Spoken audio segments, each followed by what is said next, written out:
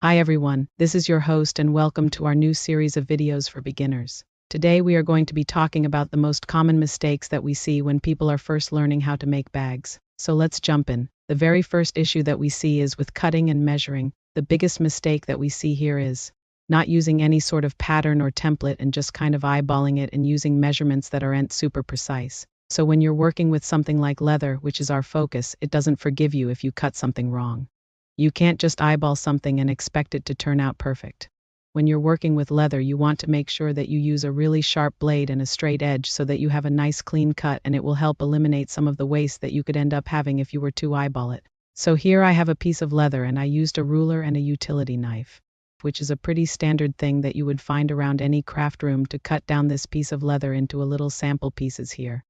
And there's two things to note here. One is I've made these pieces a little bit wider than my pattern piece. That's because when I'm sewing them together, I'm going to need some seam allowance or seam wiggle room, as we like to call it. So by making these pieces a little bit bigger, I know that I can line everything up, and then when I stitch it together, it will all fit perfectly. If I had stitched these pieces together without the extra room, they wouldn't have lined up quite as well. Another thing to consider is grain direction. So this piece here is cut entirely against the grain.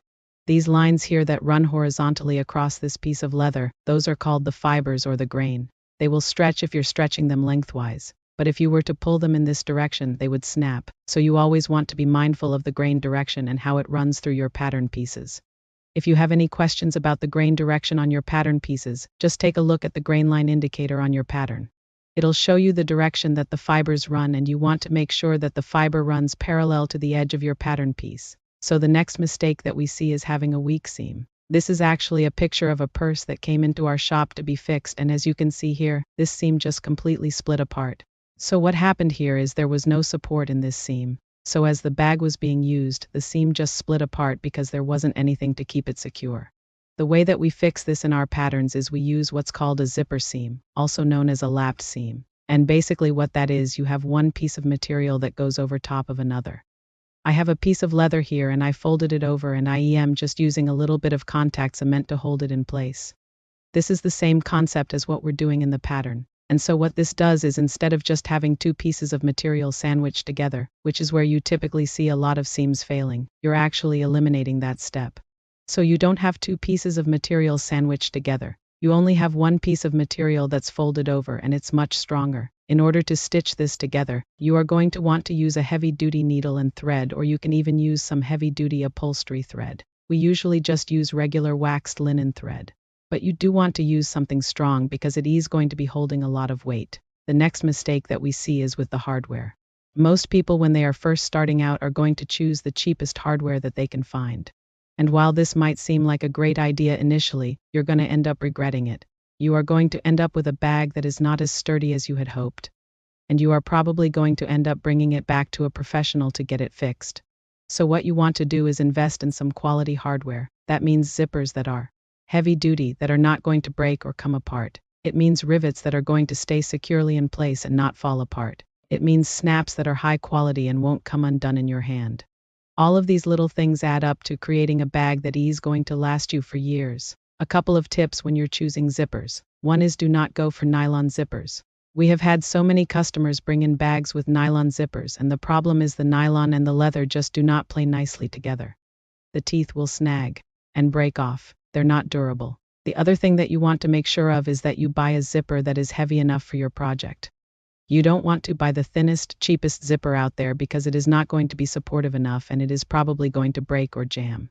So what you want to do is make sure that you get a heavy-duty zipper, and the best ones that we have found are the ones that have the little metal teeth along the bottom. Those are going to be the sturdiest, they're going to last you the longest, and they're going to work really well with leather. Another issue that we see with hardware is incorrect placement of the strap attachment points. So you have to remember that your straps are going to be holding a lot of weight. They're going to be supporting the entire bag. So if you put them too far apart, it is going to cause your bag to slant, and it is going to cause a lot of strain on that strap. So what you want to do is make sure that you follow your pattern instructions carefully when it comes to the strap placement. You want to make sure that they're close to the bottom of the bag, close to the middle of the bag, so that the weight is distributed evenly. And you want to make sure that they are not too far apart, because again, that will cause the bag to slant. Typically, the patterns will have the strap attachment points anywhere between 2 to 4 inches from the bottom of the bag. And then for the distance between the strap attachment points, you want to measure the width of your bag and divide that in half. So if your bag is 16 inches wide, you're going to divide that in half and get 8 inches. That's the distance that you want to leave between your strap attachment points.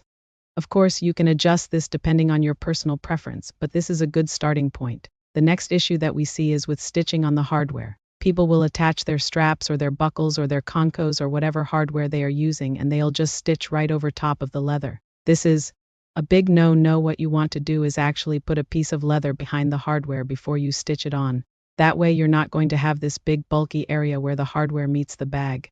You're going to have a nice clean look. Also, this is going to distribute the stitching load more evenly on the bag, so you're not going to have as much wear and tear in one particular spot. Another mistake that we see is people trying to hand stitch their bags. Hand stitching is great for smaller projects like wallets, but for larger projects like bags, it's just not going to be as durable. When you're using a machine, you're able to get a really tight stitch that's going to last you a long time.